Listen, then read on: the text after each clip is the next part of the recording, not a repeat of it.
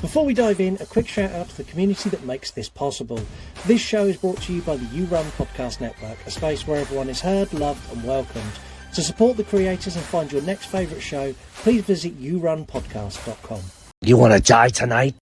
Late at night, I tune into your show, where you talk horror with a unique flow.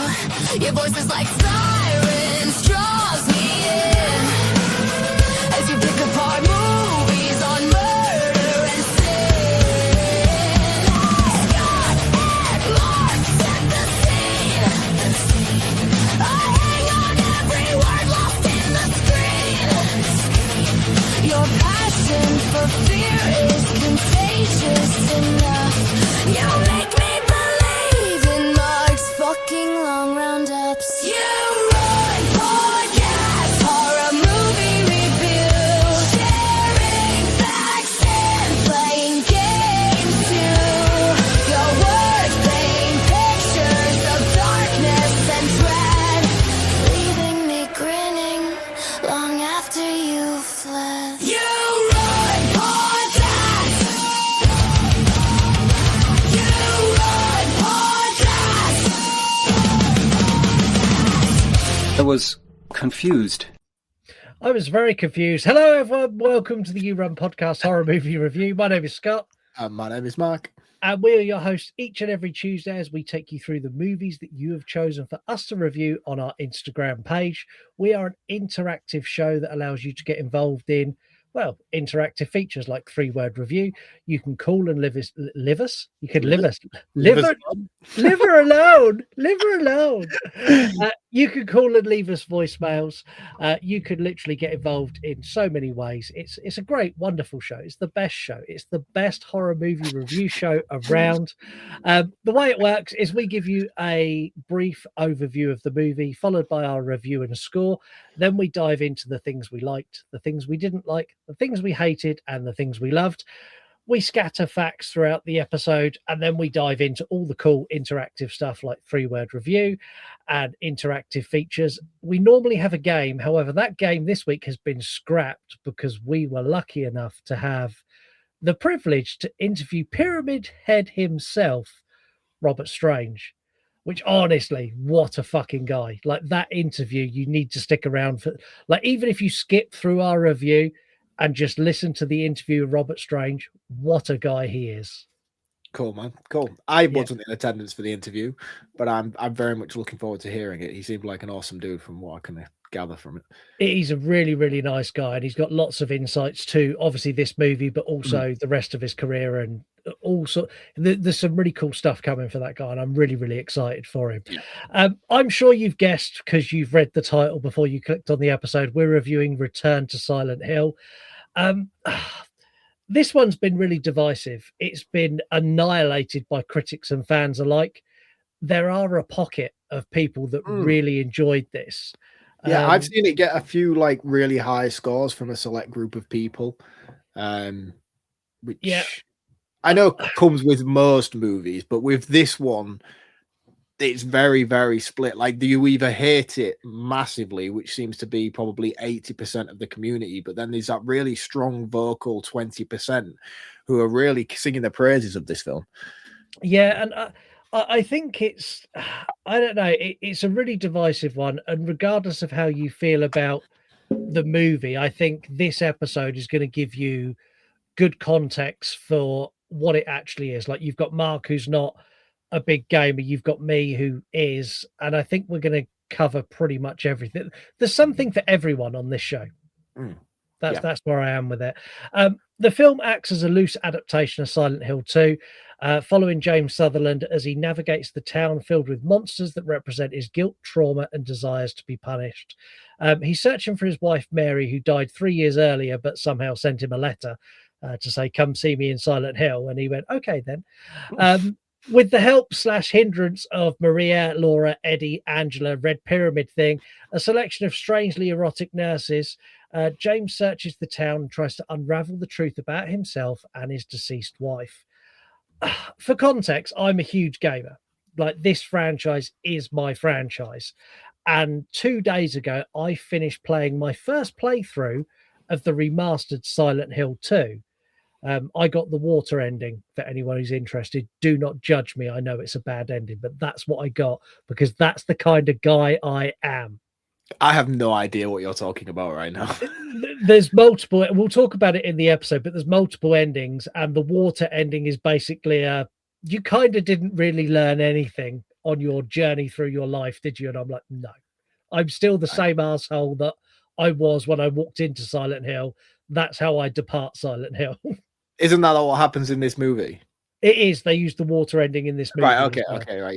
Yeah. There is another ending that I'm going to play through again to get, which is the dog ending, which we'll talk about later, which is fucking phenomenal. That's amazing. Right. Okay. The film is not an adaptation of the game. What it feels like to me, it feels like someone sat down with Christopher Gans and they explained Silent Hill to him once and then told him he had to make a movie based on what they told him with absolutely zero notes. Like, you say that, but apparently he's a very avid gamer and is a very big fan of the Silent Hill games. He's a fan of Silent Hill, but he's never played the game. He's watched the playthroughs, but he's never played it. Okay, right. That's weird. Yeah, the character portrayals and motivations feel off for me. The plot is fucking all over the place. There is more flashbacks in this than there is in the entirety of the series of Lost. Some of the CGIs is worse than the graphics in the remastered game. That being said, some of the monster designs and the portrayals across the live actors, the nurses, Pyramid Head thing, the lion figures, like they're all on point for me, as is the set design. Like some of these sets are 100% game accurate. I could fucking overlay the game over the set and it's spot on. I didn't hate it for a couple of reasons. One, it is following some of the story of the first two movies, including the cult, which isn't part of the game. And I kind of understand the lore in this is wrong because the lore in the first two movies was wrong. I do understand why a lot of fans and critics have absolutely bodied it as well. Like there's points when I watch this, I'm like, oh, what are you doing? I think it had huge potential. I think Christoph Gans, he failed with the little things, the little details that ultimately fucked up the things he done really well. Like fell apart because of the shit he didn't do well. We'll get into everything we liked and didn't like. But I'm going to give this a 2 out of 5. Right. Okay. Solid. So for a bit of context, obviously you said I'm not a gamer. That's not necessarily true. I am a gamer. I'm just probably 2000s gaming. I played a lot of retro consoles, which Silent Hill was a part of, especially the first 3 games anyway. But for those of you like me who grew up in the 90s, times were hard, man. You know what I mean? There was battles of brands, you know, and you had to pick your battles. You were Resident Evil.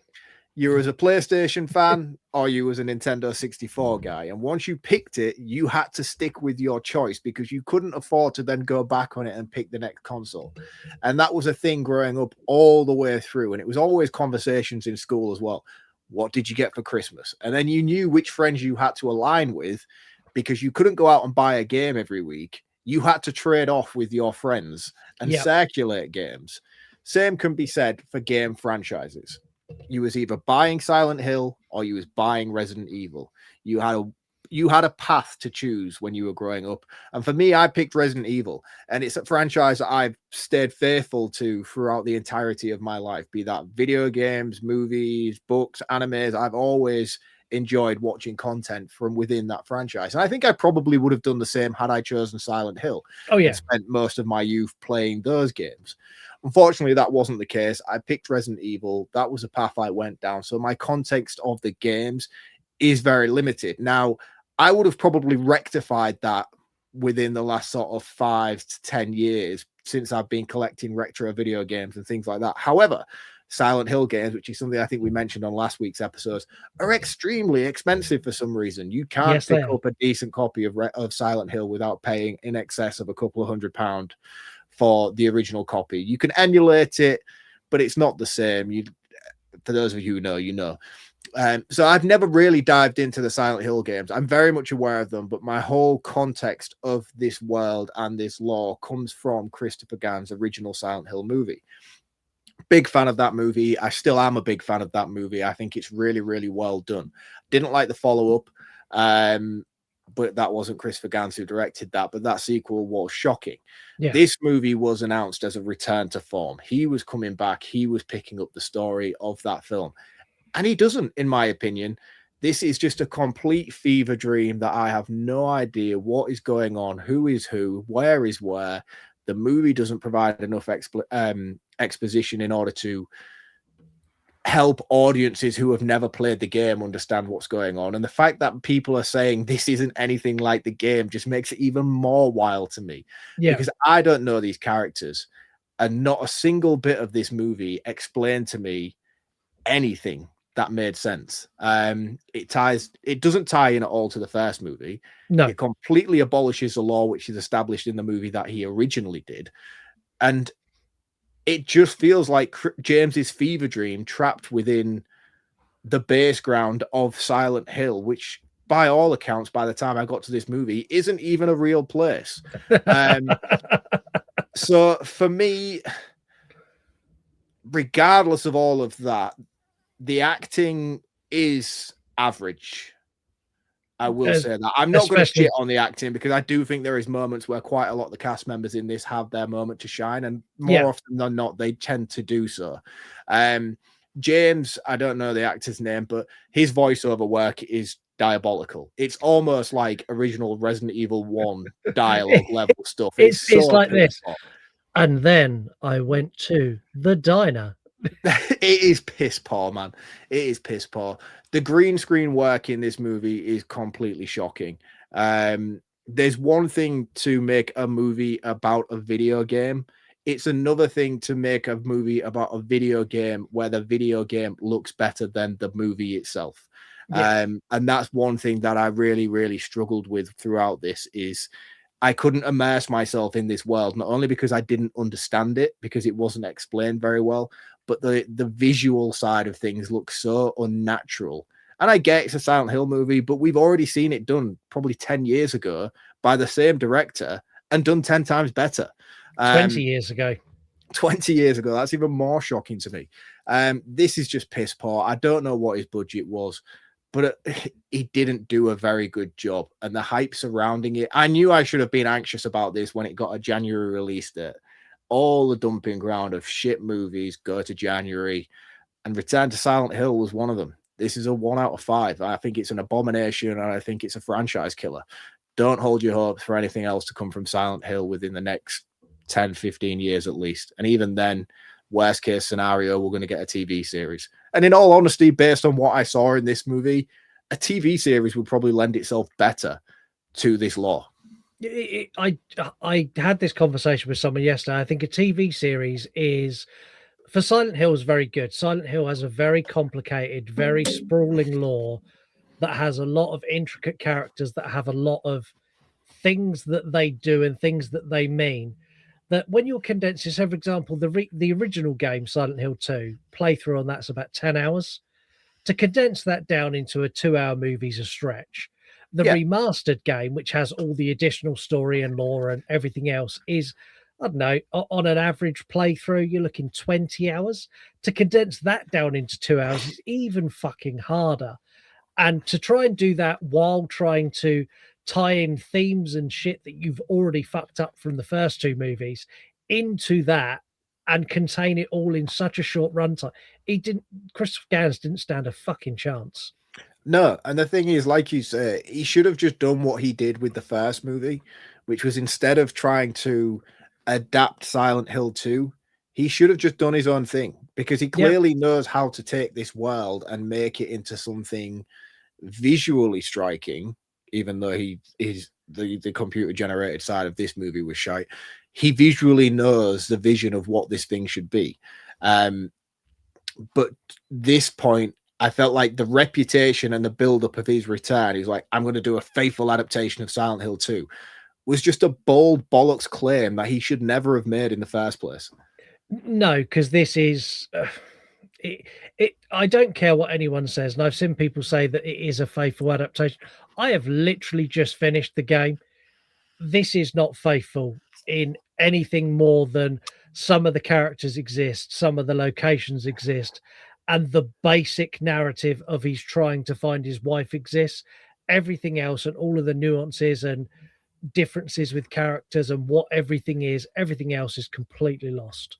And that's it. And I've seen people share reels and stuff. He's like, oh yeah, this scene here in particular is like straight out of the game. And the one that they were referring to is when he's in like apartment building and he's a fat guy, and then all of a sudden he turns on him and starts smacking him and stuff. Yeah. That segment is very much out of the game. But that's a 20-second segment out of an entire nearly 2-hour runtime movie. You can't tell me it's a faithful adaptation because they throw in simple nostalgic scenes like that people are like, oh, that's straight out of the game. Oh, that's straight out of the game. You know, if the contingency throughout is not the same, it's not the same, you know? No, exactly that. Let's take a quick break and then we will dive into our full review of this, which isn't going to be completely scathing all the way through. I do have some positives. No, definitely not. But yeah, for the most part, I think we're gonna bash Gans. That's the episode. Bash Gans. It's the day we pod monster, yeah, we're coming for you. With John and with Sean and Nicole can't brew. From the VHS gems to the spirits they drain. They're consuming the culture and numbing the brain. If it's weird, if it's wild, if it's trapped our soul. The pod monster's hungry and he's losing control.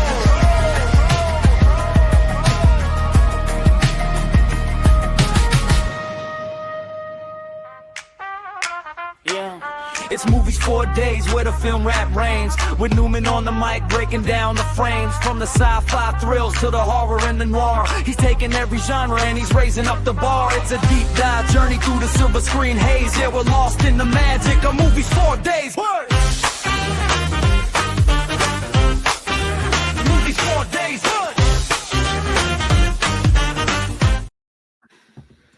So go to yourunpodcast.com. I've made it really easy for you. If you're watching on YouTube or you're watching on Spotify, there is a QR code on your screen right now, top right-hand corner of the screen. Scan that, it'll take you straight to the website. On the website, you'll find all of the members of the You Run Podcast Network. You'll find links to all of our shows, links to all of their shows, links to all of our socials. We are at You Run Podcast everywhere. If you want to get involved in the show and actually pick the movies we review, go to Instagram, and once a week there will be an Instagram selection of polls where you get to narrow down 8 movies to 1, and that's how we end up here. If you want to vote on newer releases like Return to Silent Hill, you need to go and subscribe to Patreon. On Patreon you get everything, like literally everything. And like, if you're not subscribing to Patreon, like, it's less than a cup of coffee. And I want to know, do you feel dirty? Do you feel cheap? Because you are dirty and you are cheap if you're not subscribing to Patreon. I do not condone this message. You don't need to. On Patreon, you get early release of this show, like almost a week early. You get early release of True Crime a month early. You get early release of Voices with the You Run podcast. You get that 3 weeks early. You get early release YouTube episodes, 2 a week. You get those a month early. Plus, you get 3 exclusive episodes that are for Patreon only. And on top of that, you get You Run Extra, which is me and Mark talking shit about all sorts of kind of other movies. And you know, when I rein Mark in on a tangent, like on that show, I just let him go. Yeah. It's fun. I love recording that show. It's great. Yeah. And then we also do exactly the same with True Crime Extra, where I normally rein Heather in, I just let Heather go. So it's definitely worth doing, and it really helps us out. It helps us put more into the show, helps us do appearances, helps us do loads. So please go and do that. Also check out all of the members of the You Run Podcast Network, because every single one of them's awesome, and they've all got different things to offer you. There's everything from true crime to paranormal to in TV series, film, like you name it, it's there. Go and check it out. You really need to. Go and support us, support the You Run Podcast Network. And that is my sales pitch for the day. I want to start with the bare basic of this, the casting of this movie. Mm-hmm. I quite like the guy who plays James Sutherland. I think he's actually a very good actor. I don't think he was given enough to work with in this movie. What's most wild about his casting is he probably looks more like James when he's not dressed up by Christopher Gans than he Yeah. does when he's dressed up by Christopher Gans. They put him in a dark wig and a stubble, yet his natural is a clean shaven, long blonde hair guy. I saw an Exactly. interview with him today and I'm like, what the fuck have you done?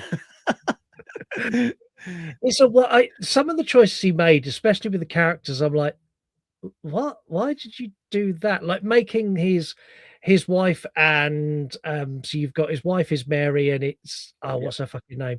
The other woman who helps him, making them the same. Angelique, is it? Is that the middle name? I can't remember. Is Yeah, Angelique no, the bossy one? yeah, Mary, no, you got Mary Laura? and Maria. Maria. Maria. Yeah. Laura's So- a little girl. That's right. Yeah, so making Mary and Maria the same actress, fully get it. I understand because Maria is effectively a manifestation of Mary. And But- the other one as well. Yeah, but to not explain that in the movie at any point that is what she is. No, they do. They do. They do. I will defend it from that point. They do because I understood it from that point because I spent the entire movie thinking, well, that's the same actress. That's the same actress. Why is that the same actress? But it is a blink and you miss it where he goes to her gravestone and the middle names of the main Yeah. character. I think she's called Laura Crane in this, even though she's Laura Shepherd in the game. You can tell I've had to go and do my research to understand what the fuck this movie was talking about. However, they do go to the gravestone. I think it's later on in the movie, in like the back half, where he finally realizes who they all are. And the gravestone has her middle names. I think it might even be Laura who tells him this in the hallway. And then you get the flashback scenes, and he goes to the grave, and it's the middle names are the names of the other characters, which then made sense to me why they were all played by the same actress, because in essence they're all fragments of the same person, Yeah. emotions of the same person, if you will. Yeah, I'm glad that came across to you. Like I didn't get that. It did, from yeah. the I movie. got it, and I've not played the game. Do you know what I mean? I had no idea that's what they were trying to do. I didn't understand it all the way through up until that moment. I'll be honest with you, the reveal didn't hit like it was intended to. I thought, well, that's fucking stupid. The fact that her middle names are fragmented off is ridiculous. But I'm sure it has more meaning and purpose in the game. Yeah, it does in the game. It's a big plot point. I don't want to do too much of the game stuff. I'm going to refer to certain bits, but like this isn't. No, like, please do, because I don't understand it. So I'm looking at all I'm seeking from this episode is justification for me to take my score from a 1 to something higher. And I'll be damned if I'm going to, but I feel like if anybody can convince me otherwise, it's going to be you and the information you provide tonight. Well, okay, well, I'll help with game lore as we go through. One thing that is not going to help this score go up. Why the fuck did it, like all the creature designs I said earlier all look great? They're fucking on point. The practical effects work I really liked. Why did he go to Party City to get Maria's wig? That blonde wig. Oh, that blonde wig. I didn't know what you meant for a second then. Yeah, it's very very ridiculous, I'll be honest with you.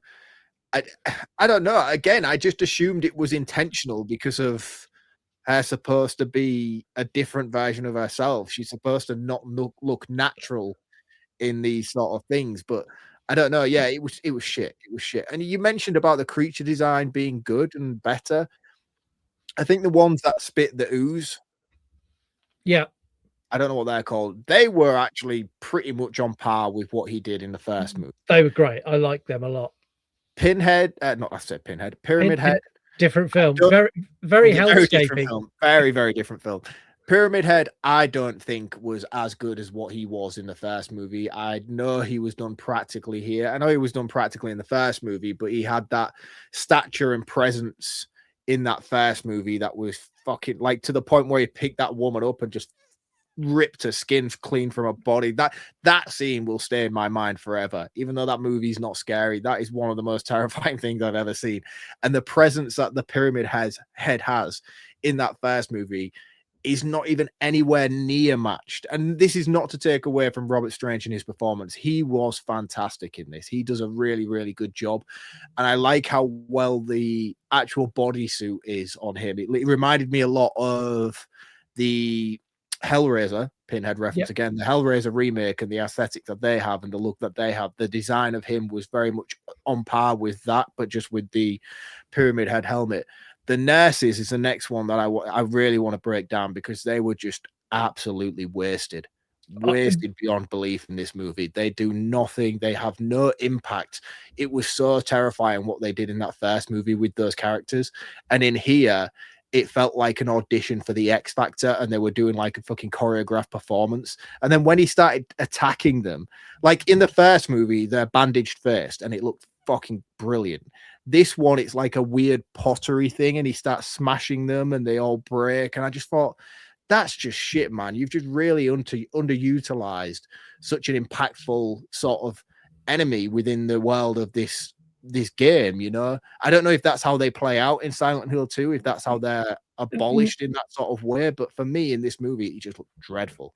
No, so Pyramid Head is the most faithful adaptation look wise that we've had. Like, this is as close to Silent Hill 2, the game, as you'll get. He looks on point. He's domineering and scary, but at no point has Pyramid Head been this muscle bound fucking brute. He's defined and he's big. And like, when you come across him in the game, lots of times he doesn't do anything, which makes him worse. So like, there's a point in the game where he's just like Mr. T from the Resident Evil games. Yeah. So in this one where he stood behind the grate and he reaches through to grab James, like that in the game, when you first spot him, he stood behind that barred grate, but he doesn't do anything, and you have to walk down the corridor towards him. And in the game, it's the most fucking terrifying thing ever, because you're like, he's there, he's gonna break that gate down, and you get to him. And as you get to him, he just sort of turns a bit and starts to walk away. And you're like, oh, phew, that's all right. And then you turn the corner and something else gets you. But like it's that tension building, though, that is lacking massively within that scene. For me personally, he's a very underutilized character. Other than bending over the spider lady off of that table, I don't really know what he does here. And him and the spider lady was awesome. Like, when the spider lady attacked him, I'm like, oh, you're fucked. What did you do that for? He just bent her over a table like he was about to insert himself. I was like, this is taking a weird turn. I've seen movies like this before on the internet. The thing is, like, there's a big portion of this fandom that wanted that purely for the fact that turns me on so much. There is a big portion. Like, there are characters in this that you should not be sexually attracted or aroused by. Pyramid Head, or a big portion of this fandom, is like, he's the fucking man. And the nurses are sexy as fuck.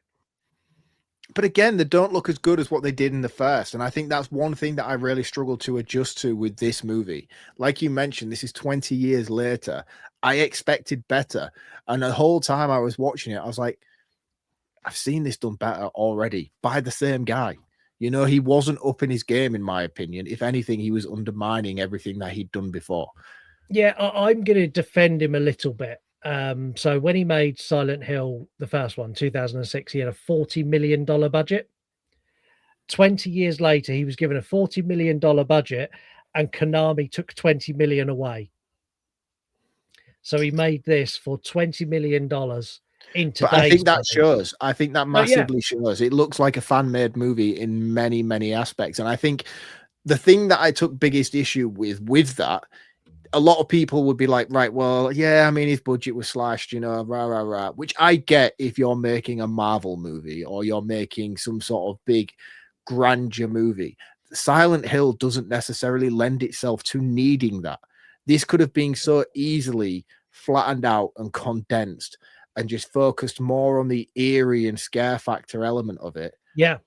It didn't need the glossiness. It didn't need the grandeur. You know what I mean? This world is terrifying in its own right without having to implement so much CGI and so much action segments. You know what I mean? And that's all it felt like it was doing. It just felt like it was running from fight scene to fight scene to fight scene, but all of them were very subpar in terms of the quality. They were over very quickly, and none of them actually led to any sort of plot progression. It was more just a case of side mission. Oh, let's go find Mary. Oh, hold on, we've got another side mission to do. You know?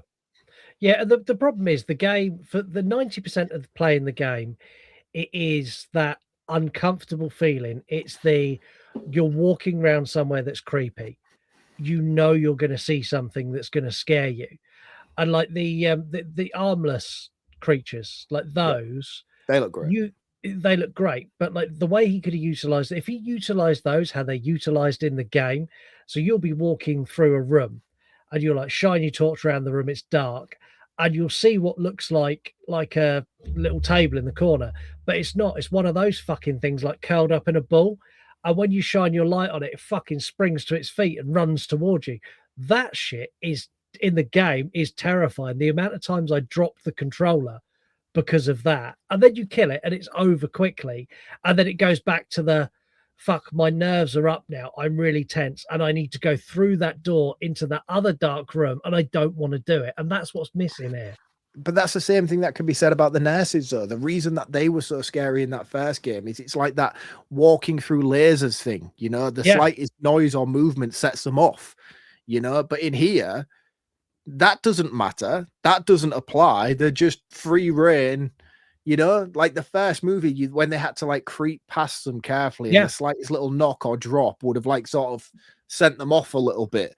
And then in here, it's not. It's just that doesn't matter now. They're just active beings that can see and can just figure out that you've walked into a room. Yeah, the thing is, like, there's so many locations within the game. Like when you first start, you do the apartments, you do a little coffee shop as well, but you go coffee shop, then up into the apartments. Apartments are terrifying, but the bit they really fucked up in this for me is the hospital. In the game, the hospital is the most terrifying thing from start to finish. And it's arguably got like the fewest amount of baddies. It's just that the tension and the building, and like there's a lot of puzzle solving in Silent Hill. And in the first movie, there's an element of that. And in this, like, that's abandoned. Yeah. What it feels like every time he got to a point where he needed to either do a puzzle or just do a bit of like walking around, because that happens a lot in the game, a little bit of exploring. Yeah, a little bit of that. Every time he got to that point, he's like, oh, we need to do that now. No, I tell you what I'll do. Flashback. Like, yeah, but yeah, you see, the thing is, he throws elements in there that make fan service available, such as the walkie-talkie that sets off the sirens when there's an entity. I'm like, that's obviously an element of the game. So whenever something's near, the walkie-talkie makes a crackling thing. Really cool. But it doesn't come into play again after that. No. Same with the flashlight clipped onto his belt. I'm like, I'm pretty sure that's going to be a game reference, and you're going to have to go through certain corridors where you can see fuck all, barring the little bit of torch you've got. Yeah. Other than him clipping it onto his jacket to say, hey, guys, it doesn't bear any reference to the movie itself. It comes into play none. You know, and that's one of the things that I was saying about stripping it back and utilizing that budget correctly. You could have very much had a movie condensed completely in fog, and him having this walkie-talkie, this simple flashlight, almost in a found footage style element set in Silent Hill with minimal budget, and the tension would have been unbearable. Yeah. I completely agree. And the problem is everything in this is wrong to the law, and the flashbacks is where it loses it for me, because every time it gets to a point where it's going to build some tension, it goes flashback, and we get a story of him and Mary when they went to the shop, and him and Mary when they laid at the park, and then him and Mary when they met her weird culty friends who have nothing to do with the game. They're just stolen from the cult element of the first movie. Which again, like, that blows my mind to me, because how do you incorporate the cult element? Because for me, that was the whole binding of these characters and how she became what she became. If they're not even part of the game, how the fucking hell did James and Mary even end up in this situation? So in the game, it's a lot deeper. It's a lot about sort of the darkness being released into the world through things that have happened in Silent Hill. And in the movie, to try and there's a lot of, it's a very convoluted and difficult story to explain in a 2-hour movie, which I think is when he done Silent Hill 1 and he adapted that, he needed a way to explain that darkness and that terror and why it came across. And the easiest way to do that was to go, let's have a cult, because a cult done something, and that's what's gone wrong, and that's why. Yeah, and it was Alexa's mind that completely turned, which was basically created Silent Hill and trapped all these, you know what I mean? And I got that, I got that sort of manifestation of what that was supposed to be within You know, and you had the whole subplot of the big mining accident and stuff in the first Yeah. movie. Yeah, And it yeah. all made logical sense. So diving into this movie, I'm like, so is this the same place?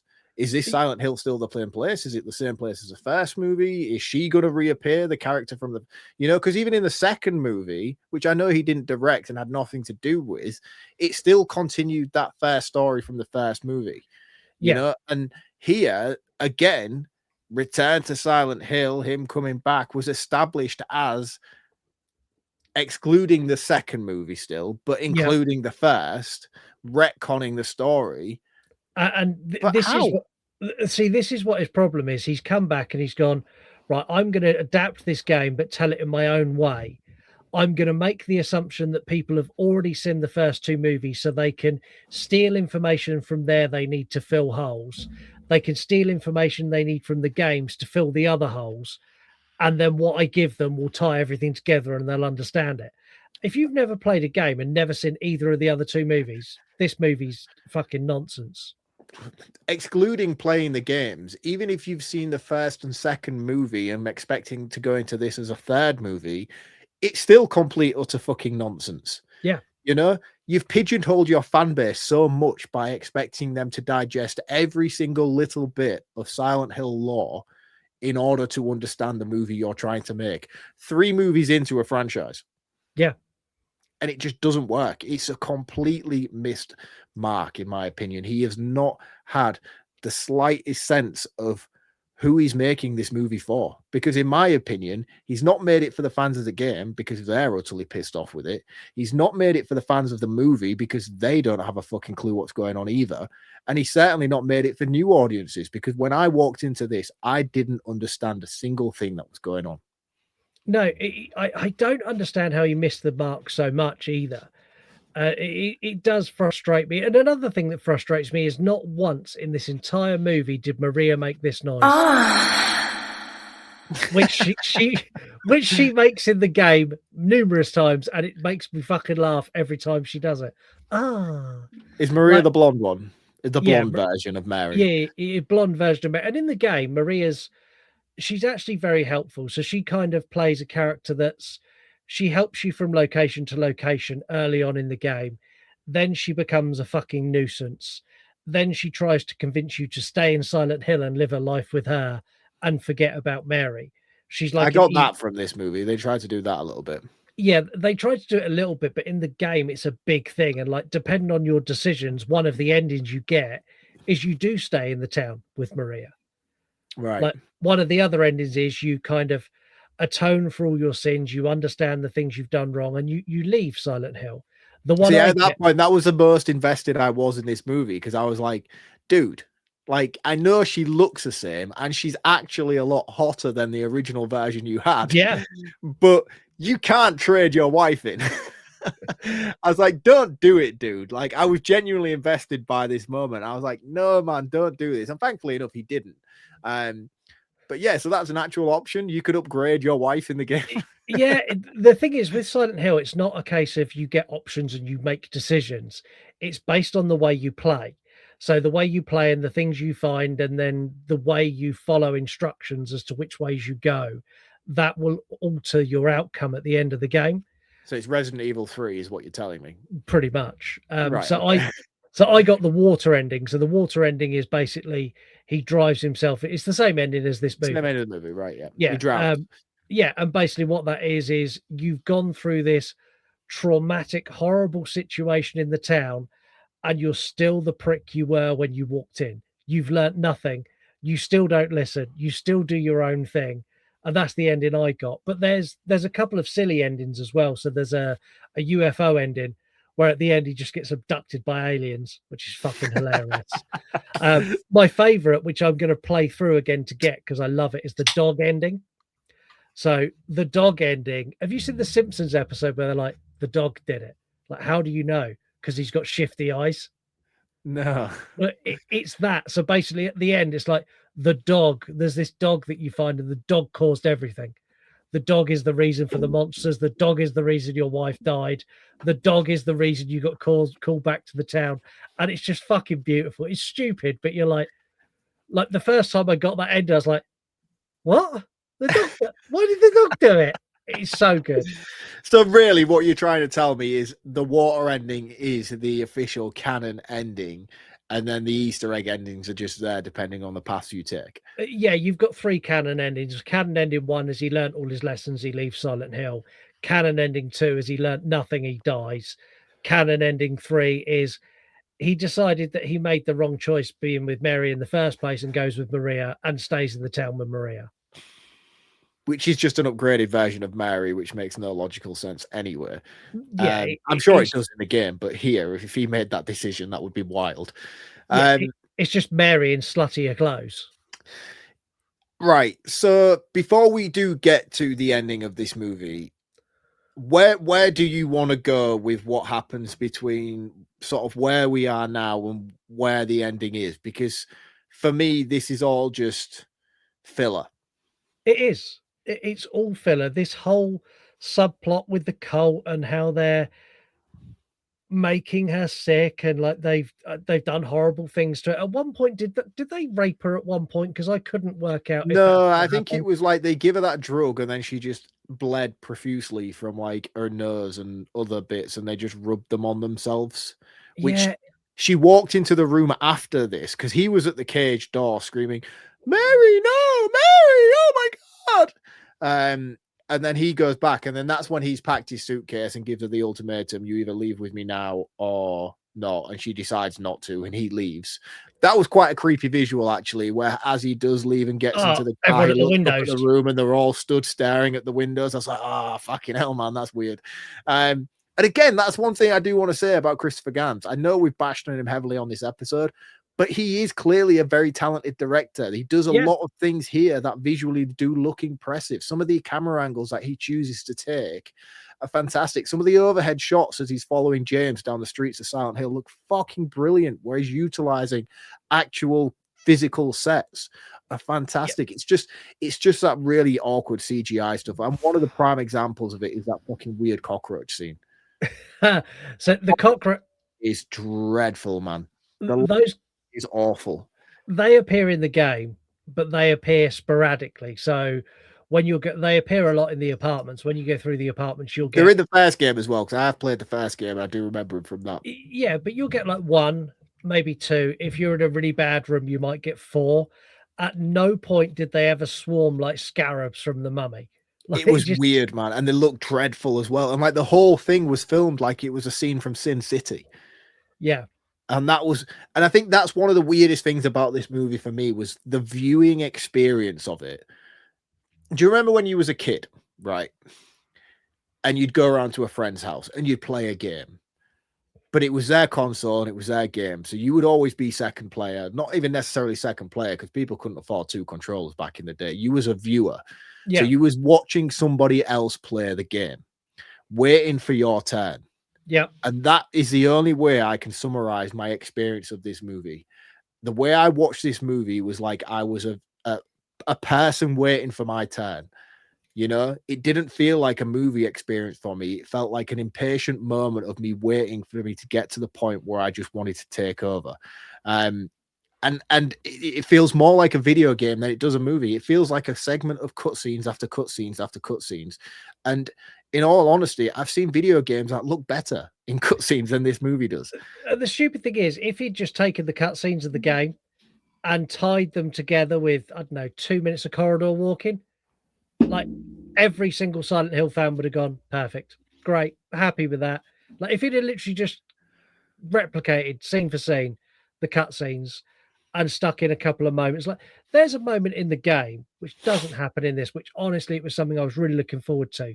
There's a point where you get locked in a room with Pyramid Head and he's trying to kill you, and you empty, I don't know, fucking 60 clips of bullets at this fucker while you're trying to run away. And like you run out of bullets and then you're just running around this room going, how the fuck do I kill him? How the fuck do I kill him? And while you're running around, he's like chasing you and smashing boxes. All of a sudden you get this. And it ends. And he just stops and just fucks off and breaks open. A bit like what he does in that scene in the corridor here, then, really. Yeah, but there's a scene where it's just you and him, and it's a proper fight scene, and it's one of the best moments in the game and how they excluded that. Like when he talked to people who played the game, that is a moment where you're like, oh fuck, it's me and him and my handgun. I'm in so much trouble. No, they do it briefly here, not probably to the anywhere near the level of what it is in the game, but there is a moment where you're like, yeah, you're fucked now. And then the siren goes off. But again, even the fucking siren felt limp in this movie. You know, it didn't have the impact. I don't know, man. I'm just basing it on movie per movie basis. And I just don't think it's even a scratch on what he did first time around, in my opinion.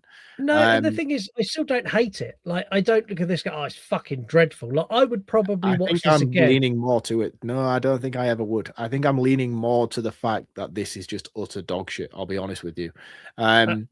So have you got anything else you want to say before we get to the end? Because there is a lot regarding the end that I want to dive into. I do want to talk about. Who got a beard? I want to talk about the prosthetic beard. Yes. Right. Right. Why?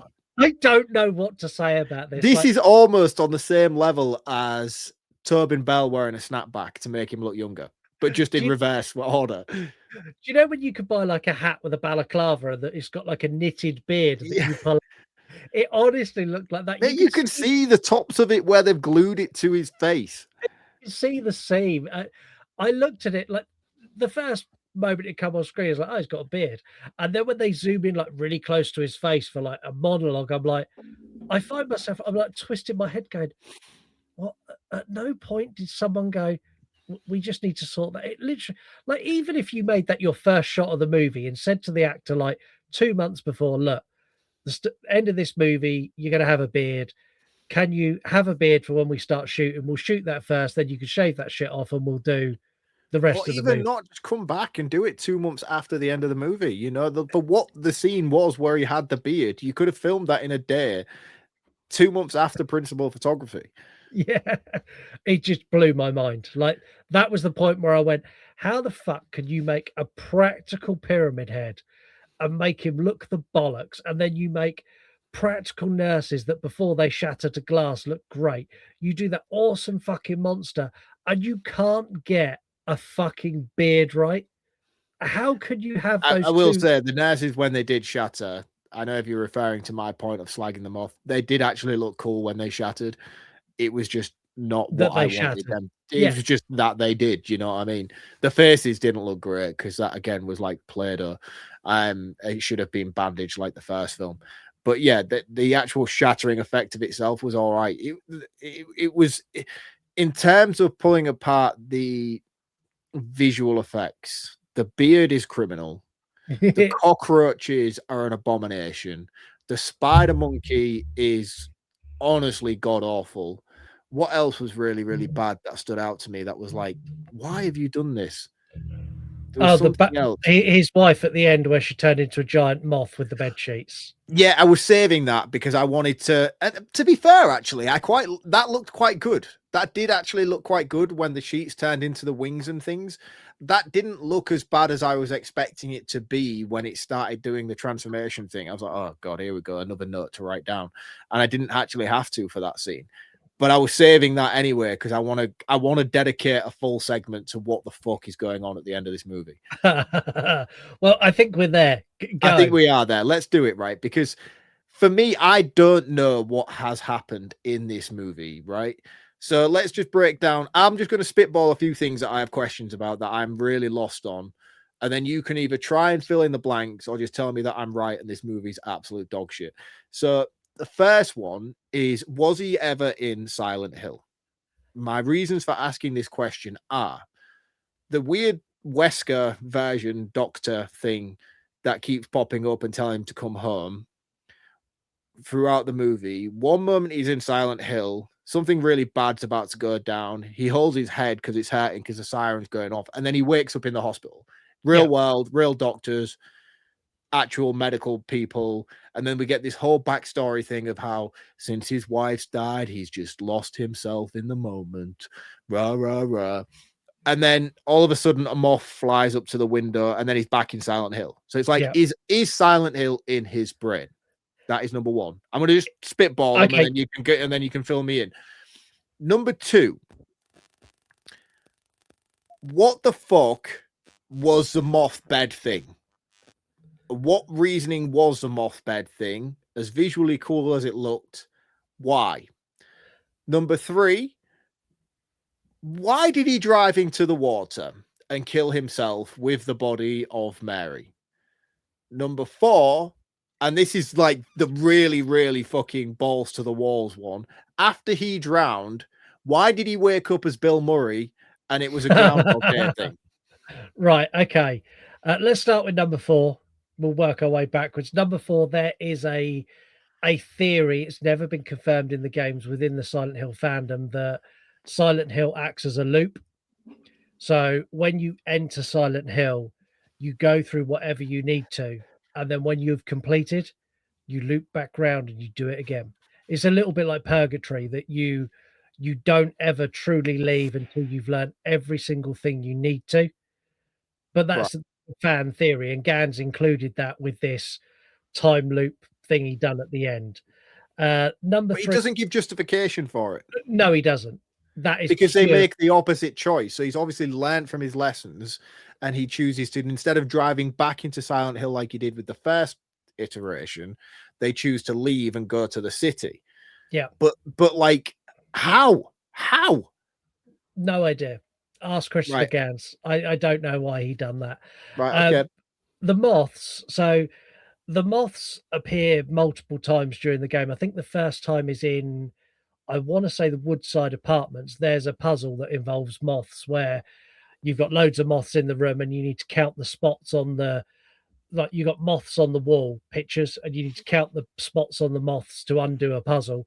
And then they appear later in the game as well. They're not an integral point, but they're an integral puzzle, if that makes sense.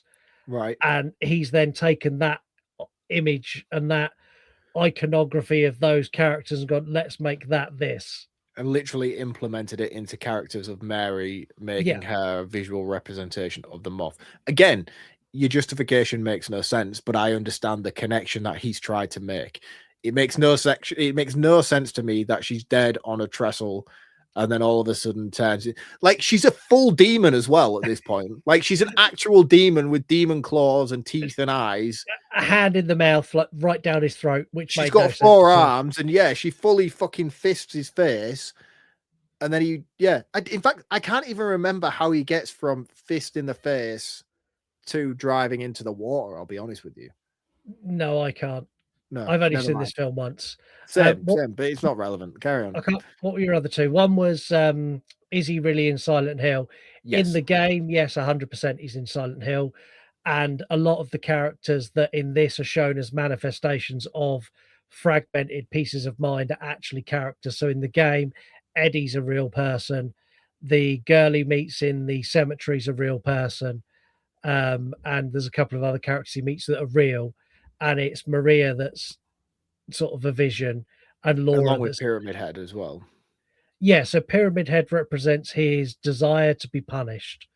Yeah. The weird things with no arms, they represent his struggle with grief and feeling trapped. So all of the characters actually in the game represent something about James.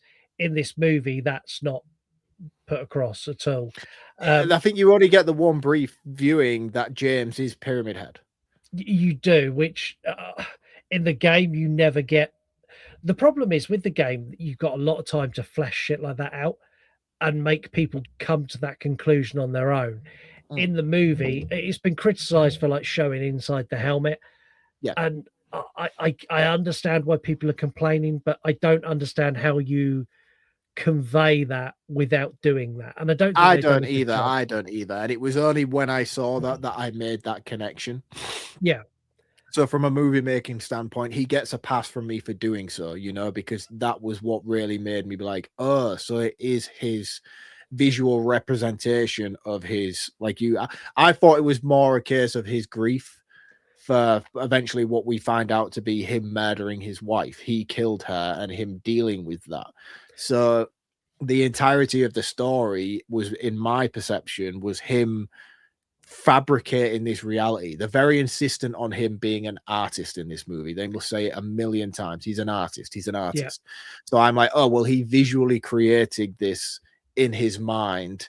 And this is his way of dealing with his guilt and his trauma of murdering his wife. Although, in fairness, probably okay. I don't know if I would deal with the guilt of doing so, because she's at the point where she's really dying, she's really struggling, and clearly there's no return for her. He's just ending her suffering. Why he would go to such exponential levels of dealing with the trauma in such a way didn't make a lot of sense to me. But at the same time, why has Christopher Gans chose to be the focal point when that's not necessarily the case in the game?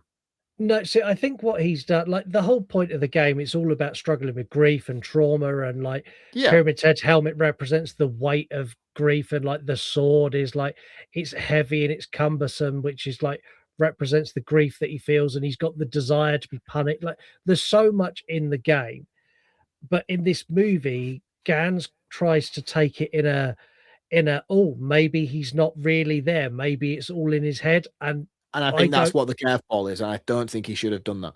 I think he could have done it had he delivered it better. I don't think it was delivered very well. It didn't land for me. But doing that is it, isn't it, in his head, compromises his previous work, in my opinion, because that is not a is it, isn't it? You know what I mean? That is not the case, you know. And I think the entire problem of this movie is the fact that it's trying to be chronological with the things that have come before it. Although it's not vocally said this is the third movie, it was very much advertised in it. Do you know what I mean? Yeah. So for me, like, it should have just been its own entity. It should have been advertised as this is a fresh take. Yeah. I still don't think it would have gone anywhere, even if it had that logic and backing behind it. I don't think there was enough meat on the bone here to be able to establish a new fan base that would be like, that was really, really cool what he did there. I get what he was trying to achieve, but he didn't execute it very well at all. Yeah, I agree with you. What was your I can't remember what your second question was. I think I've answered all of them bar one. I think so. I think you answered 3, but I think you answered 2 at the same time. I can't remember what the questions were now. Right. Okay. Well, yeah, I've answered them all. I'm going to say something now that people either agree with or they don't. I have a theory that Silent Hill films are deliberately made bad by Konami. Konami were heavily involved in this movie as well. And they were heavily involved in the first two. And hear me out. So every Silent Hill film that's ever been made has been either just before or during the launch of a game. So in 2006, 6 months later, we got the release of Origins.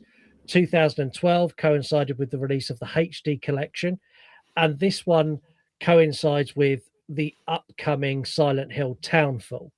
Now, every single time a movie is bad, it causes this huge influx of discussion about Silent Hill. And what that discussion is how much better the games are than the movies. And every time that discussion happens, sales in the game spike because people didn't get what they wanted from the movie, so they go to play the game again. I genuinely think, because Konami financed all 3 of these, I genuinely think it is a really underhanded marketing tactic by Konami to sell games.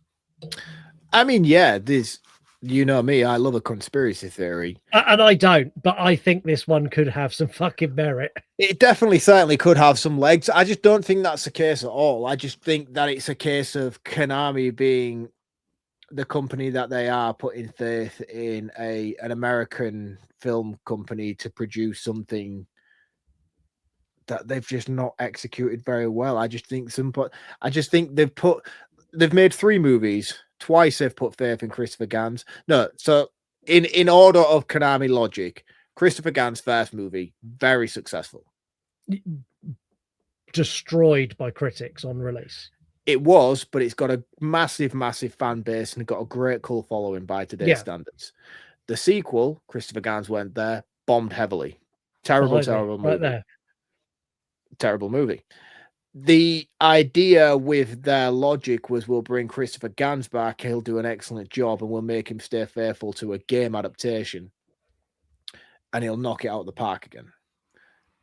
And it's just not worked. And I just don't think, as much as I love a theory and I love yours definitely has legs, I just think it's just bad luck and bad. They've just put their eggs in the wrong basket this time around. And the most disappointing fact about it all is the fact that I genuinely think that this is a property that in the right hands would be amazing. Yeah, you give this to someone who you give this to someone who's played the games repeatedly, someone who understands what it feels like to play the game, because that's what this misses. It misses that feeling of, like, if I play Silent Hill for a prolonged period of time, and I've done that recently, like if I sit there and play 4 hours of Silent Hill, I need an hour to fucking readjust myself to be part of the normal world again. It really, you know, when you play Resident Evil games, do that much. Yeah. You know, when you play Resident Evil games, you get into the later levels when shit is going down and like everything's terrifying and like you can't open a door without something trying to fuck you up. And I can't play that game in long successions.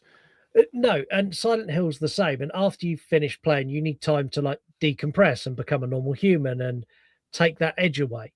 And that's what this film misses. It doesn't have that, oh, fuck, this is awful.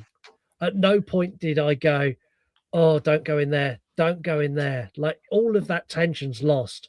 And it's all lost because every time it gets to that point, he's like, oh, by the way, 10 years ago, this happened. Yeah. And I don't get it. I'm going to stick with my score. This is a 2 out of 5.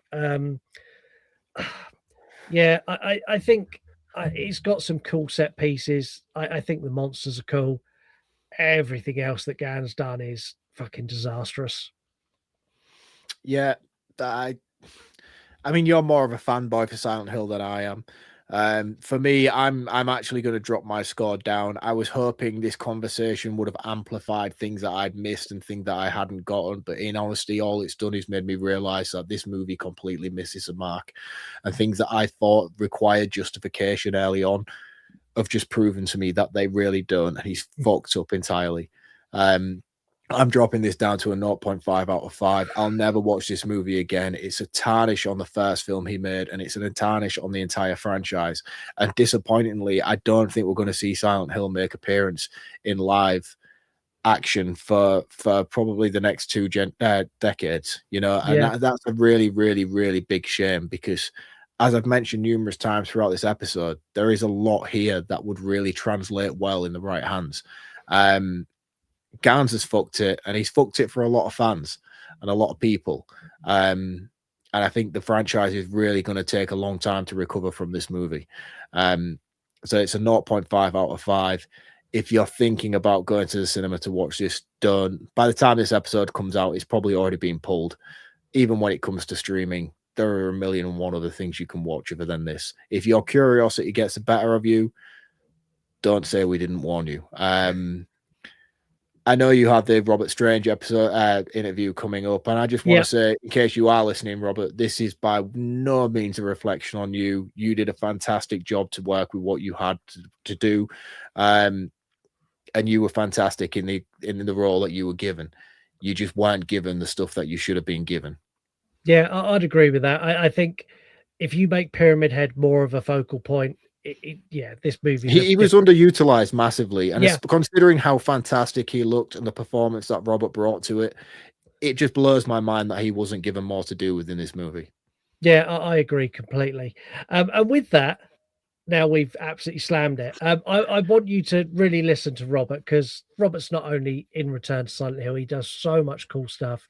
Such a super guy. So I was privileged to get the interview with him, and here's my interview with Robert Strange. So Robert, welcome to the show. Thank you very much for joining us.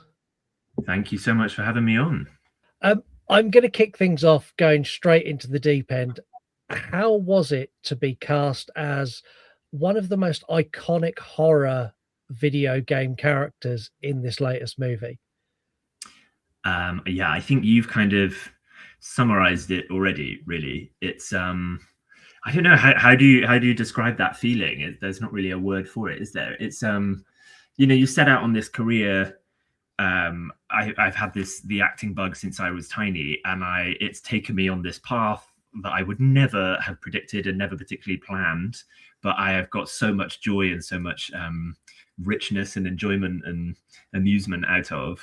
And then you think kind of, wow, okay, that's my pinnacle. That's my thing that I'll always cherish. And then something else comes along and I'm like, oh wow, that's just as cool, or it's a whole nother world, a whole nother like corner of the industry that I never would have thought of. But yeah, it's iconic is the word that you said. He's obviously kind of been on my radar and most people's radars, whether they play the games or not, in kind of that crossover of horror and video games. Pyramid Head is kind of represents it really well. So to get to play him on screen and inhabit the costume and the character and everything it represents was great fun.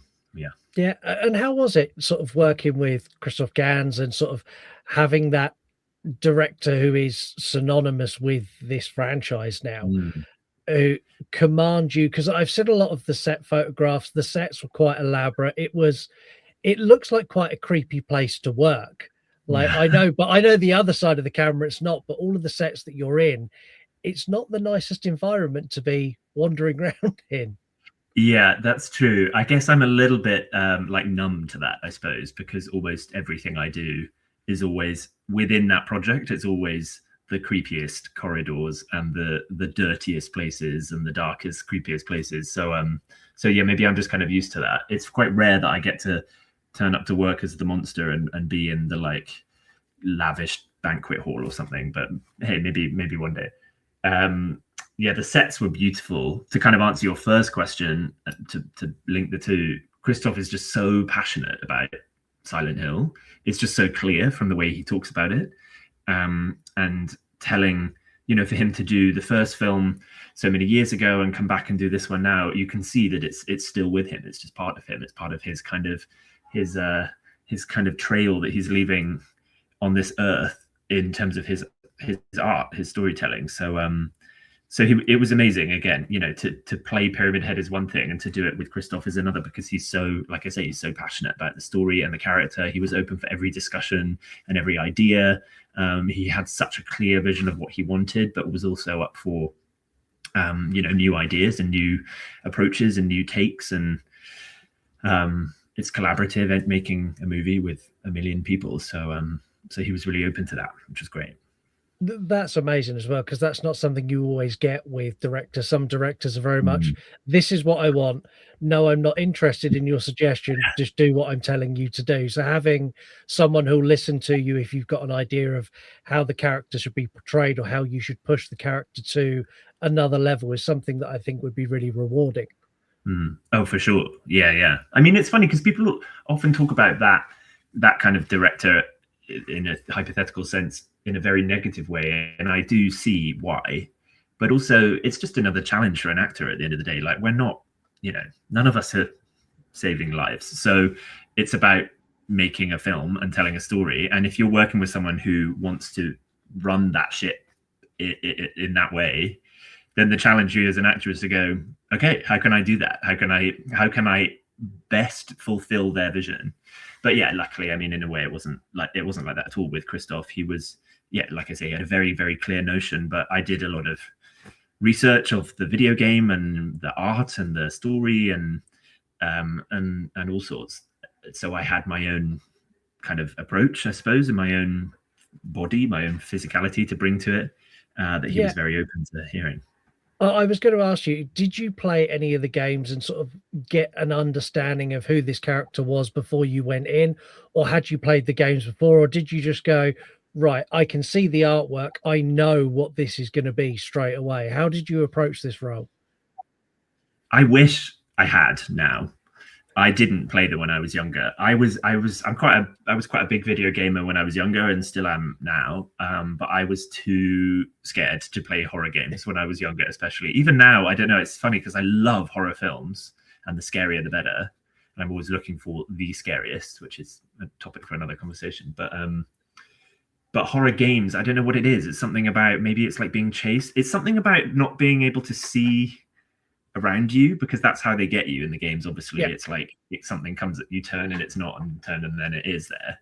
And there's something about that when you're in control of it that it just completely freaks me out. So when I was younger, I never played them, but I was very aware of them. I had friends who did play them, and Resident Evil and all those kind of games. So I would happily watch them, because then it's like watching a movie. Yeah. So I was very aware of it.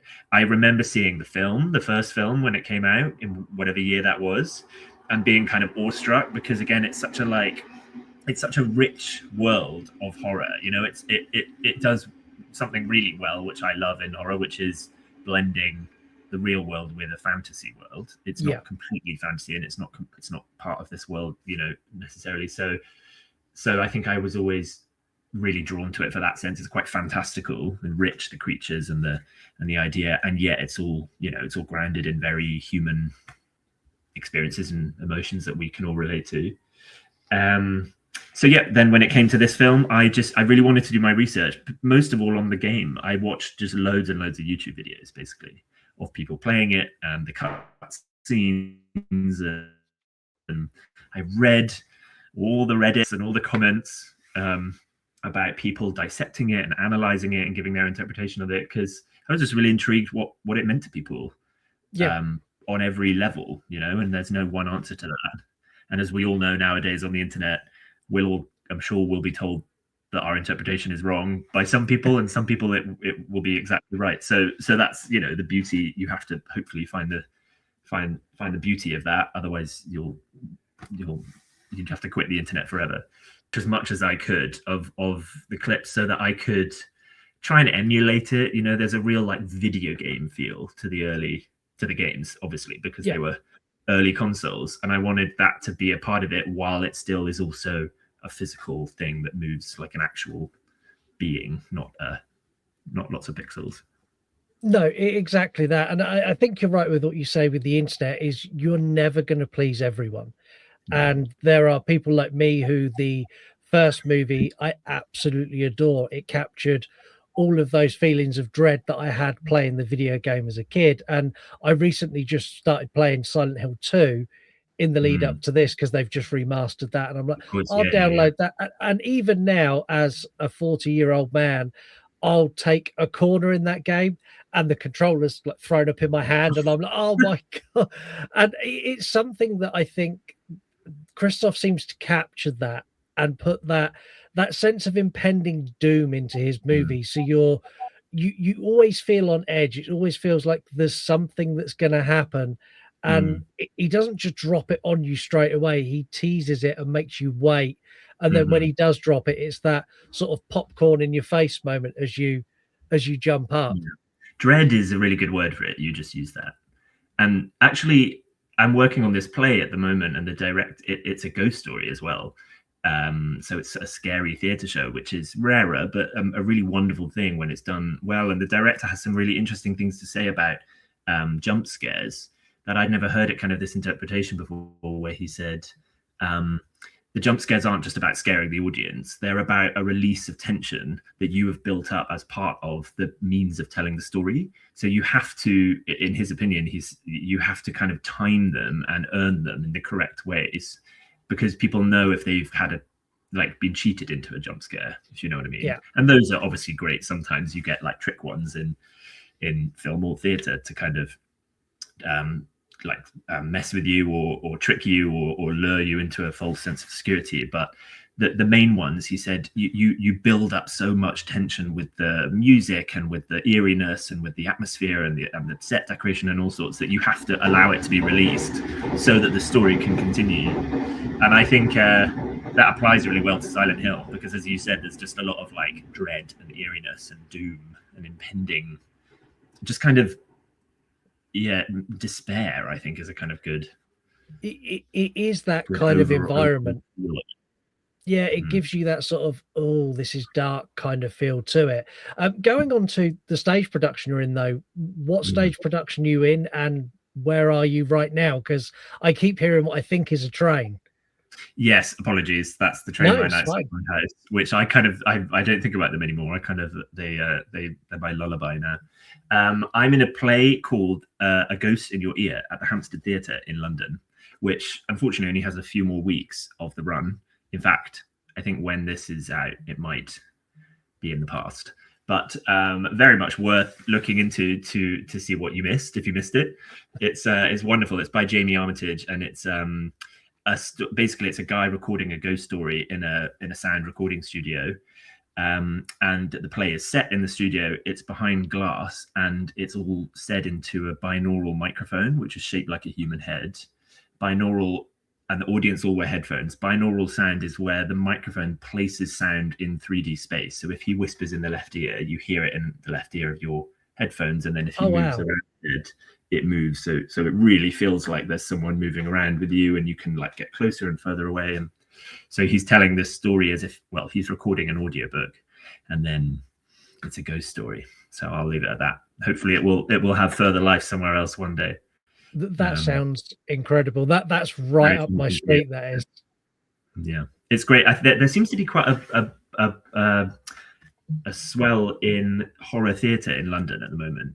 I saw Paranormal Activity on stage just before the new year, which was so good.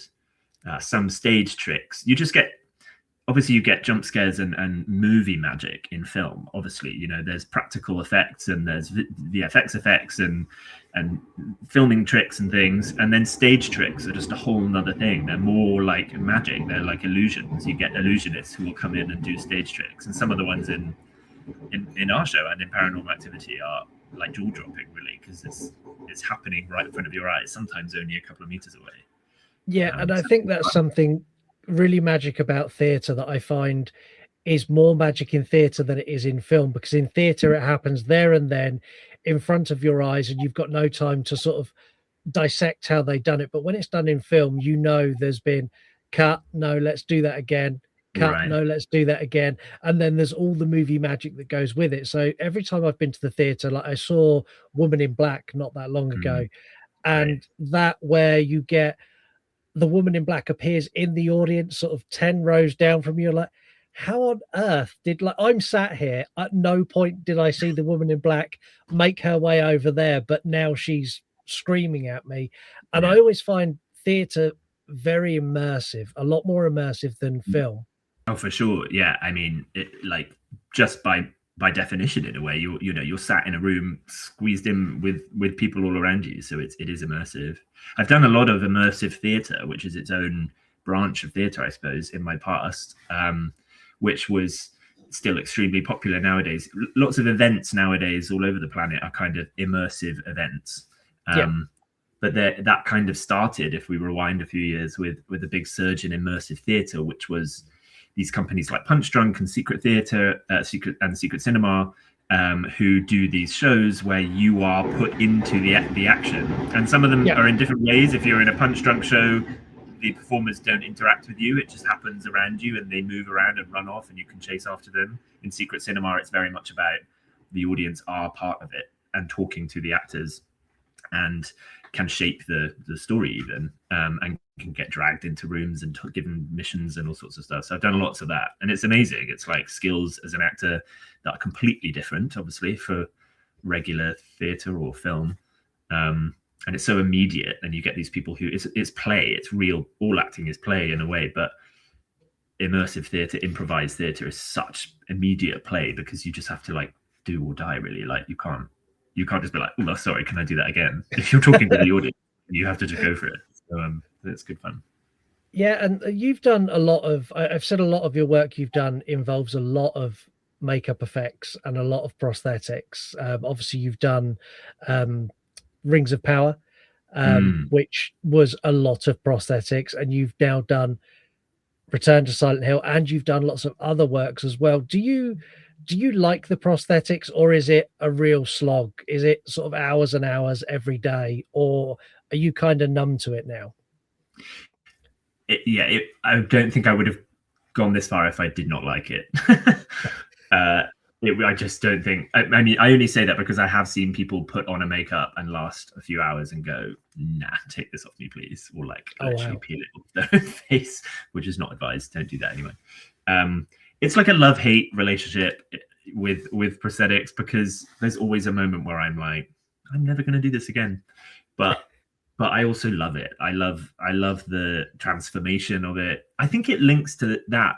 I've always loved watching performances on stage or screen where they're completely transformative. You know, people like Gary Oldman, or who just like, and not in a creature sense, I mean, but they just if you get a collage of all the roles he or other performers like Tilda Swinton have played, they're just unrecognizable, you know. And it's like some of it is a physical transformation, but a lot of it is just the energy and the walk and the teeth and the whatever and the accent. And I just love that. I think that's always just really grasped my attention. And so creature work is like a real extreme version of that, I suppose. It's like, how far can we completely transform this tall, gangly blonde man into something unrecognizable? And then how much can I bring to it? Because people are often quite bemused when I open my mouth, because often I can look like this horrifying beast, or like a massive brute thing, or like a vampire or something, and then they'll shout cut, and I'll be like, "Ooh, did I hit the mark? I'm so sorry. Did I bump into the lights?" This looks like very polite British man underneath it all. It was funny on Penny Dreadful, which was my first creature job 13 years ago, because I was painted head to toe. So I they gave me like a silk kimono to wear that wouldn't rub the paint, and it had like blue lace trim. Yeah. So it was the least threatening thing. We'd finished this horrible. I was so like animalistic and bestial and like snarling and spitting and drooling and blood and fangs and all of it. And then they'd call cut, and the British guy would ask for tea with his little powder blue kimono on. That was like halfway down my sides. That's fabulous. The thing is, though, you're not just creature work. Like, you've got a lot of things coming up, and there's one that you're the lead role in that I want to talk about, and I'm going to let you tell us all about the new film you have coming, because it's something very much away from what you've done previously. It is. It's very exciting. It's a film called Medora, Empress of the Badlands, and it is a true story. It's from 1880s North Dakota. A Frenchman called the Marquis de Merez, Antoine, he turned up in North Dakota in the middle of nowhere when there was nothing in the Badlands where he was, and decided to make his fortune in cattle. So he built a slaughterhouse, he built all these paddocks, he reared all these cattle, he made a fortune. But then the local cowboys and the local townsfolk kind of basically got quite jealous and tried to kind of sabotage his business and brought him down, and it ended in a quite a fiery way in a very small amount of time. He was besotted with his wife Medora, who he named the town after that he built. And so it's a biopic. It's the story of this man, and I play the Marquis.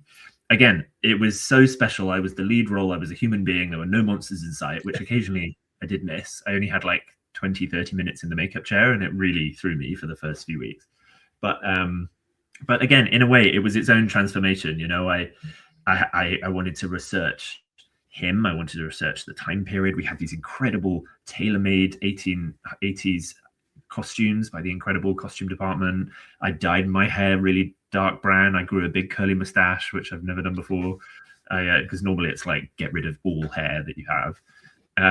So yeah, it was its own transformation. And I was in North Dakota in the Badlands for 2 months, riding horses and shooting rifles and sword fighting and all sorts. It was magical, really magical. Oh, that's amazing. When does that come out? When can we get to see that? It's going to be out in mid-April, I think, in Medora to start with, and then it will come out elsewhere after that. So it's mid-April onwards. Very exciting. That's amazing. Your career is on a trajectory that I can see is just going like this. And if anyone goes and looks through your IMDb credits, it is not like many actors where it's an up and down. It's literally everything you do is taking you higher and higher and higher. And there's something that I've heard a whisper of that I asked you if we could talk about before. You're going to be working with Mr. Ty West. I sure am. Talk about horror icon. Yeah, when I saw that you were working with Ty West, I was instantly, what movie is that? And I had to do a fair bit of digging to uncover this, because this, as we're recording, isn't even on IMDb yet. You're going to be in Ebenezer, Ty West's Christmas movie. Ebenezer, yeah, his take on A Christmas Carol, with Johnny Depp playing the title role, Ebenezer Scrooge, and I'm playing the ghost of Christmas Future, who is, again, I mean, if we're talking a completely different zone of horror, I suppose. If Pyramid Head is video game corner of horror, this is like classical Dickensian Victorian horror.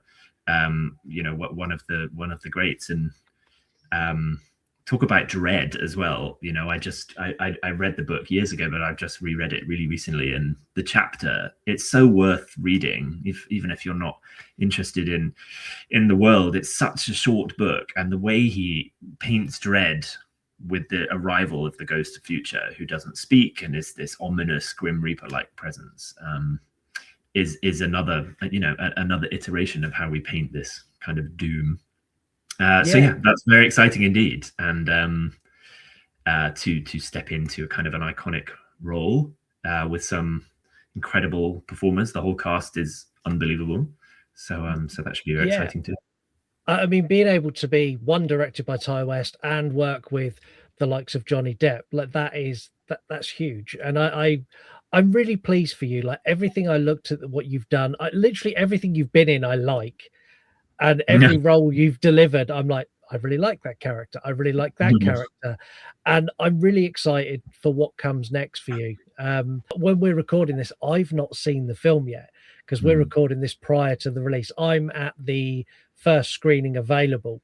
And I'm excited. I'm excited, one, to see what you can bring to Pyramid Head, because he's kind of underutilized a lot throughout the games and everything else. And I know the charm of him is that he is sporadic and he is the overarching baddie, and when he arrives it's like, oh, we're all in trouble now. And I'm interested to see how you bring that character to life, because I don't think a lot of people realize, and from the angle you're sat now, you are a really big guy. Like, you are a tall guy, and you're a big guy to take on that role, and it just works. Yes, yeah. I think I'm 6'5" and ish and a bit. So that has been, a big component of the career I've had.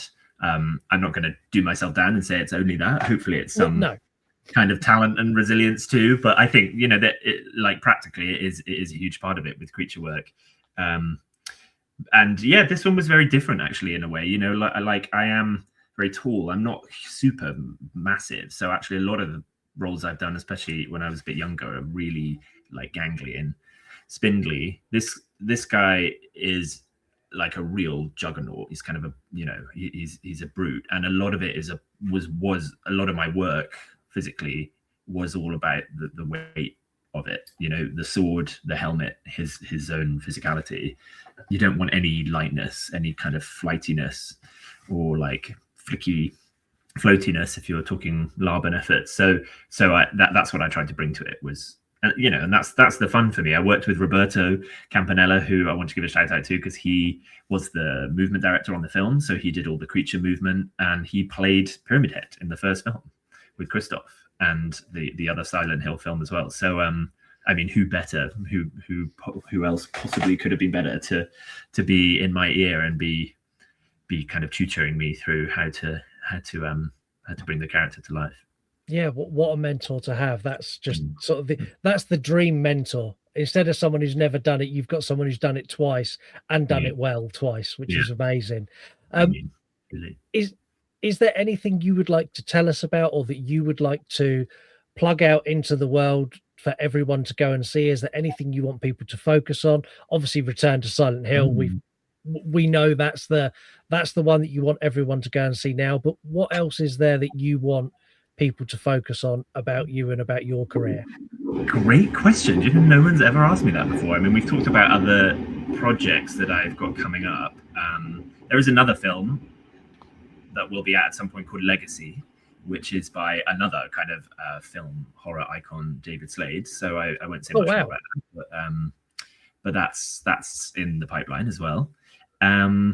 Yeah, what else would I say? I mean, I love it. I suppose this isn't really answering your question, but I love it when I meet people at conventions or wherever, and people obviously want to talk about Silent Hill or Lord of the Rings or Wheel of Time, even, and things like that. But when people come with the kind of really niche stuff that I've done over the years, that is so joyous. So I've done films like The Jack in the Box and Boys from County Hell. I mean, there's even a film called The Nightman of Nevermore. It was, I think, literally the first job I ever did, which is like a kind of alien movie.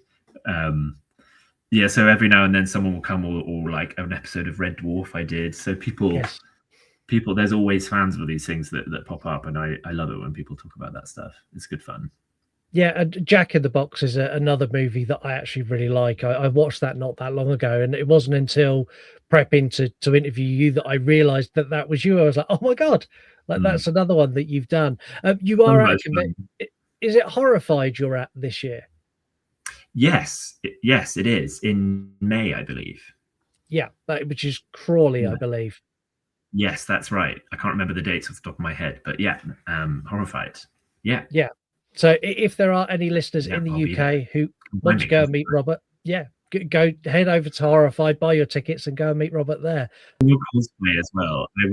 I'd love, like, you know, the odd people who've come in cosplay of something I've done. There's the most incredible, actually, a shout out, I'll do the most incredible Eelfin cosplay from the Wheel of Time that someone has done, which it was a while ago now, but that was incredible. So when people come in any cosplay of things, that's obviously incredibly exciting. And Pyramid Head is obviously quite an iconic one for all the cosplays.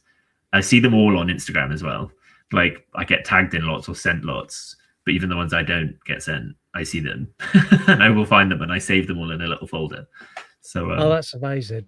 So yeah, I love them. Thank you very, very much for joining us. It's been an honor to have you on. I wish you all the luck as your career continues to get bigger and bigger and bigger. And yeah, thank you very much for joining us, because I imagine in 5 years' time, when you're lavishing the leading roles in Hollywood, you won't have time for us small podcasts anymore. Hey, now I'll be back. Write to me and I'll be back. That's fabulous. Thank you very much for joining us. Thank you so much. Thanks for having me. Enjoy the film, everyone. Thank you. Again, huge thank you to Robert for coming on. Like, Robert's such a nice guy. Go and support him. Like, all of his links to everything he does and is in the episode bio. Links to his page and links to like everything that is Robert Strange is on that link. So many cool things. Like, this guy's going to be like, he's gone from strength to strength to strength, and with stuff he's got coming at the end of the year and into next year, like, he's going to be a regular face. I said it in the interview. When he's super famous, he's not even going to talk to us. And remember what Robert said. Bear in mind, we just bashed the shit out of the movie. Robert did say, when he's super famous, call him and he'll come back. So fingers crossed we've not burnt our bridges, because I don't think so. I think we spoke highly about him throughout the episode, and rightly so. He was great in the movie. So fingers crossed. And the same as when we done Winnie the Pooh, Blood and Honey, and we had the car, I can't remember her name, Natasha, whatever her name was from that, when she came on, like, we bashed that movie and then we interviewed her. And I think it says a lot about us that even though we have guests, we don't just pander and go, this is amazing because we have this guest. We're always authentic. I think so, and I think it speaks length for what we try and do here, you know. And it doesn't matter who comes on the show and who is a guest spot. Whether the movie's good or bad, we will always be honest and genuine with you as our listeners. We wouldn't just do it just to get people to come on, thinking that, oh, well, we're going to go on that show because at least it'll glorify the movie. That's not the case here. We don't do that. No, which is why we'll probably never get the likes of Robert Englund and and others, because no, I mean, to be honest with you, if we got Robert Englund, I might be willing to bend the truth slightly. No, see, I still wouldn't. It is what it is. I say it as I see it, and people like it or lump it. As you've got your own little like musical intro, I done myself one for 3-word review. I've not done a video because I'm not that posh, but let's do 3-word review.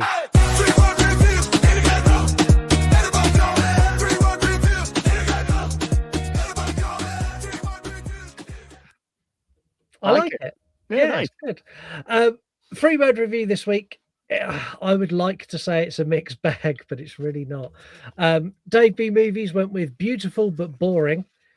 Nate Mayer went with should have stayed silent. Nice, I like that one. Mermaid Christian misunderstood the assignment. Yeah, definitely. BP at Let's Talk Horror. Awful fake beard. We've got Brooklyn Joey, straight booty cheeks. AJ Mank, wait until Tubi. Yeah, I wouldn't even wait for that, to be honest. Folk Horror Phenomenon went with not very scary. And finally, Kate, who's well, everyone knows who Kate is. She's been on the show as a guest, in fact, co-host. She's been a Patreon member forever and knows how 3-word review works. She went with 4 words, but I wanted to include it because it's Kate. Kate is now following Beck and being a little bit pervy and went with nice arms pyramid head. Brilliant. Which could have quite easily been nice arms Robert. So Robert, you have a fan. Someone likes your arms. Well, it's that time of the show, Mark's favorite time of the show. It's time for the VHS hunt. Let's take a punt on the VHS hunt. I don't care what you say. Mark is not a... I still can't make my mind up on what that is. Funnily enough, we've had some we've skipped voicemails this week. We'll do them next week, but we've had a few people who've called in and added the final word.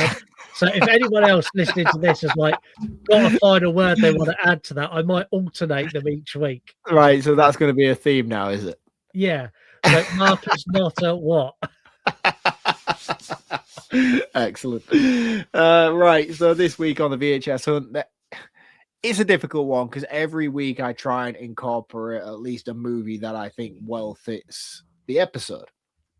Obviously, some of them are going to be obscure, and I'm going to try and make really random links. However, this week wasn't as difficult as you might think. Silent Hill was never released on VHS. However, there is a game franchise that was released on VHS, and a substantially better one, in my opinion. And that is Resident Evil. This is a crime. Like, this is a crime. I have a Silent Hill. Like, right there. I'll get it. We'll talk about that. What is that? This is by far the superior video game adaptation in terms of the two. Don't get me wrong, this franchise goes wayward within its later movies, but this first movie is very, very solid, and it's a very, very cool movie, and one that I'm very happy to own, but one that is even more prized in terms of my collection is Resident Evil Apocalypse. This is a very rare tape to obtain, especially in the rental version. I don't think it actually got a retail version because it was right on the brink of the DVD release. Is Apocalypse the one that's got Apocalypse in it, and he comes up to the building, he's like Nemesis? Yeah, with a big grenade launcher. Yeah, and he's got he walks up and like it does the almost RoboCop thing where it like targets all the people and he's like stars. It's shit up, man. It's the one where you've got the church scene and the liquor burst in through the church roof. Very, very cool movie. Very rare movie to obtain. This is one of the rarer pieces in my entirety of my collection. As I mentioned, it's like just on the cusp of stopping VHS, and this is probably one of the last of the VHS segments made. I know there's a lot of them out there that were within this era, but in terms of horror, this is a difficult one to obtain. So yeah, if you want to watch a decent horror franchise that's based on a video game, check out Resident Evil. Oh, and that was the VHS hunt. Let's take a punt on the VHS hunt. I don't care what you say. Mark is not a... I'm not looking forward to those voice notes. and to be fair, you are after sitting here showing Resident Evil shit on the Silent Hill episode. That is fine. that is it for this week. You'll find links to the legend that is Robert Strange in the bio. Like, he's such a nice guy, so talented, and like, go and show him support, because whatever you think of this movie, he's the best fucking thing in this movie by miles. Agreed. Like, take everything else away, strip it all down, give me Pyramid Head chasing James through the apartments. This is a 4-star movie. Yeah. Christopher Gans did him dirty in this. Massively so. Also, don't forget to leave us a review. Drop your comments on an episode. You can do that here on Spotify. You can do it on YouTube. I've even got a little thing for YouTube. Like, look, you can like and subscribe. So do that as well. Fancy. Yeah, I thought it's really fancy. Just I do it again. Look how posh that is. Like, anyone who's not watching, Ooh. it's pretty. I've got another one as well, which is that one. Q&A. Q&A. Yeah, you can ask us questions. Ah, nice. Yeah, you could do that. People with people voice. can click on that thing there, and it'll take you to a questionnaire. No, it's not that posh. Oh, not right, posh. okay. Oh, don't fucking big it up to be something it's not. Then it's just an animation. We're going to be back next week, hopefully with lots more of your voicemails. Don't forget to call in and tell us what Mark is or what he's not. You could do that on Instagram or on X by leaving us a voicemail DM, or you could record a TikTok and just tag us in it, and we'll take the audio from there. Next week we're going to be back covering a movie that I'm really excited for this episode, and one that I think we probably should have done as a new release. I think we missed out on this. We're going to be covering The Substance. The joy of this is I know you love this movie. Oh, unconditional. And I still haven't seen it. Have you not seen it yet? Nope. Still not seen it. No, I've still not seen it. Again, I don't watch newer release movies, you know. I watch fucking shitty VHS tapes. I'm excited for it. It is one that I want to watch. You know, it is one that I do really, really want to watch. And I've heard a lot of good things. And you've been championing it to me for such a long period of time as well. So I'm glad that it's finally got onto the show, because I now have a reason to sit down and watch it. So yeah, I'm excited to see what next week brings. I think I will like this one. I hope you do, because otherwise I'd be surprised if I don't. It's going to be like 28 years later all over again, but worse. No, it's not going to be that bad, surely. But yeah, until then, have a wonderful week, and we'll catch you next time. Cheers, guys. See you next week. See you all next Tuesday. You want to die tonight? You're on podcast. You're on podcast. Late at night, I tune into your show where you talk horror with a unique flow. Your voice is like sirens, draws me in as you pick apart movies on murder and sin. Scott and Mark set the scene. I hang on every word, lost in the screen. Your passion for fear is contagious enough. You make me believe in Mark's fucking long round up. Round up, round up, round up, round up, round up. You run podcasts, horror movie reviews, sharing facts and playing games too. Your words paint pictures of darkness and dread, leaving me grinning long after you fled. You run podcasts.